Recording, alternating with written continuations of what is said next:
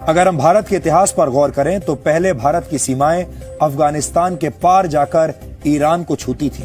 शायद आपको ये जानकर बहुत हैरानी होगी कि वर्ष 980 में यानी आज से करीब 1000 साल पहले अफगानिस्तान पर राजा जयपाल का शासन हुआ करता था और वो एक हिंदू राजा थे।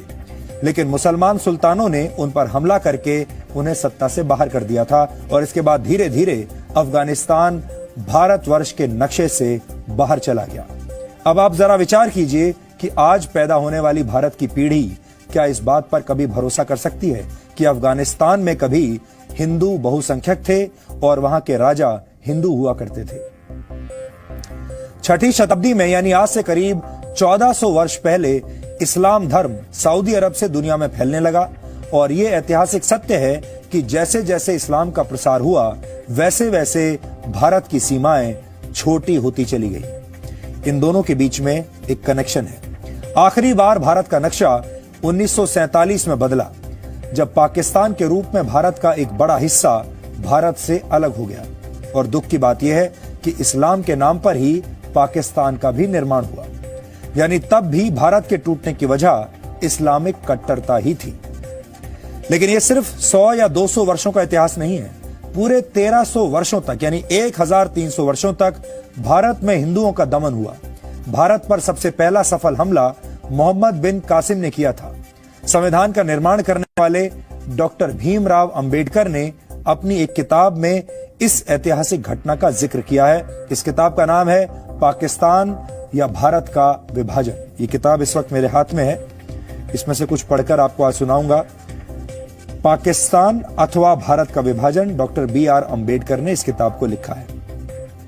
ये देखिए, ये वो किताब है। इसी को आज मैं कोट करने वाला हूं आपके सामने। भारत पर पहला हमला करने वाले मोहम्मद बिन कासिम ने सिंध की विजय के बाद अरब के खलीफा हजाज को एक पत्र लिखा था।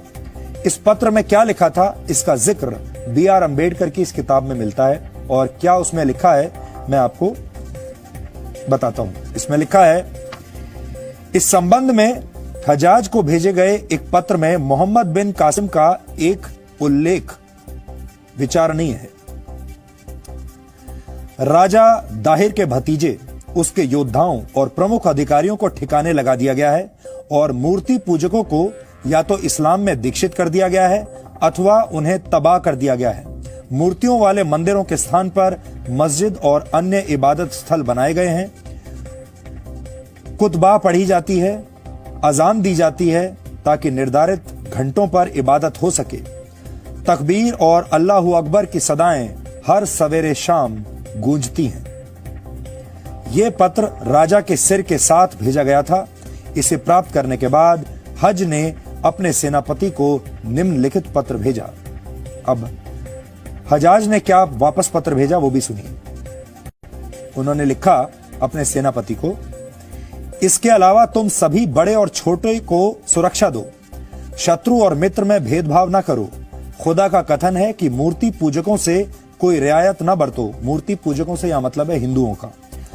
मूर्ति पूजकों से कोई रियायत न बरतो, अपितु उनके गले काट दो। ये समझ लो कि यही महान अल्लाह का आदेश है। तुम्हें अभयदान देने के लिए तुरंत तैयार नहीं होना चाहिए, क्योंकि इससे तुम्हारा काम और बढ़ जाएगा। इसके बाद उन दुश्मनों के अलावा जो सामान्य सैनिक हैं, किसी को न बख्शो। ये BR अंबेडकर की किताब है। भारत में हिंदुओं के नरसंहार का एक लंबा इतिहास रहा है और वो भी आज हमने आपके लिए निकाला है। वर्ष 1265 में दिल्ली सल्तनत के सुल्तान गयासुद्दीन बलबन ने मेवात में 1 लाख राजपूतों का कत्ल करवा दिया था। मेवात आज भारत के हरियाणा राज्य का जिला है।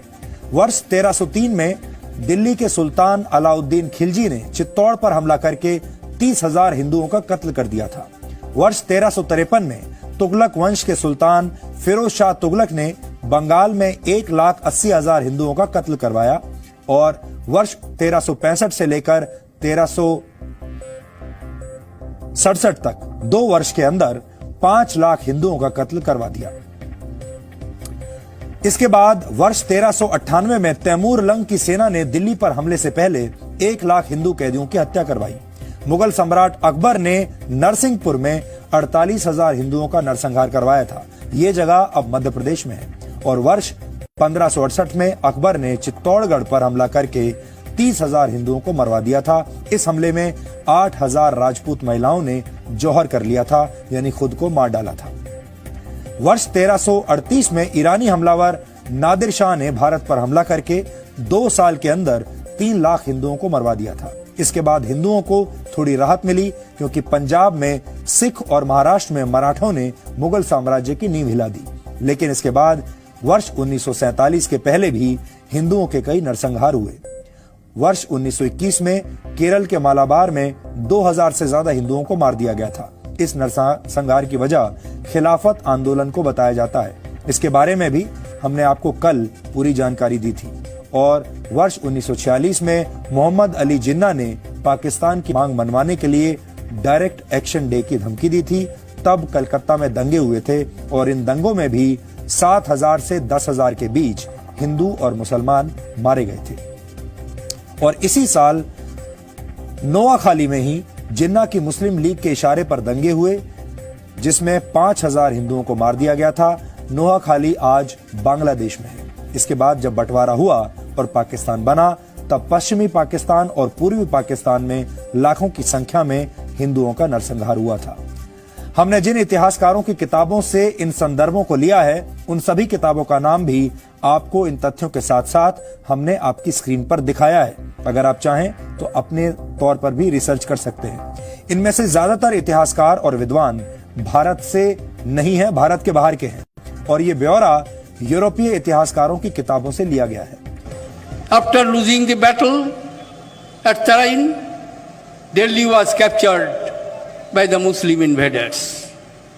The next 600 years were the Muslim rules, and which was finally taken over by a mercantile company, East India Company, winning the battle at Plassey in 1757, and thereafter with the success in 3 battles of Arcot, a mercantile company, East India Company, captured a large part of territory in eastern India and southern India.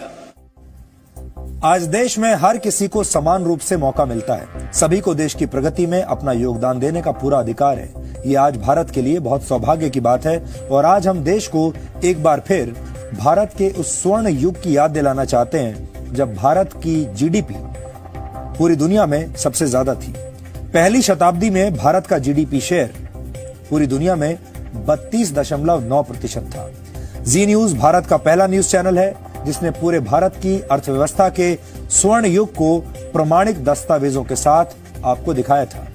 Britain के अर्थशास्त्री Angus medicine ने पूरी दुनिया की अर्थव्यवस्था पर एक research report तैयार की थी और इस रिपोर्ट का नाम है the world economy millennium perspective and historical statistics.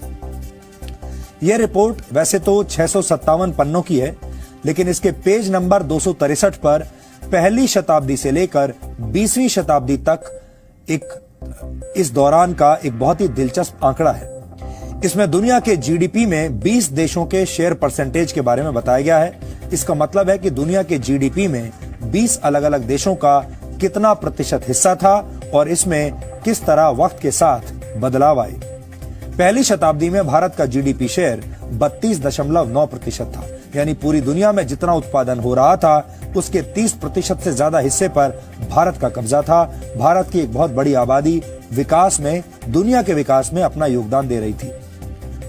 ये भारत की अर्थव्यवस्था का स्वर्णिम युग था और इसी दौरान भारत को सोने की चिड़िया कहा जाता था। लेकिन जैसे जैसे समय बीतता गया, भारत पर अरब, अफगानिस्तान और टर्की के हमलावरों ने हमला किया। भारत की पूरी अर्थव्यवस्था इसके बाद लगातार गिरने लगी। इस ग्राफ में भारत के जीडीपी शेयर पर आप जरा गौर कीजिए। जैसे जैसे वक्त गुजरता गया, वैसे वैसे भारत का जीडीपी शेयर कम होता चला गया, गिरता चला गया। पहली शताब्दी और उससे पहले का समय भारत के लिए स्वर्ण युग था। ये वो दौर था जब भारत को सोने की चिड़िया कहा जाता था। तब वर्ल्ड ऑर्डर में भारत नंबर 1 पर था।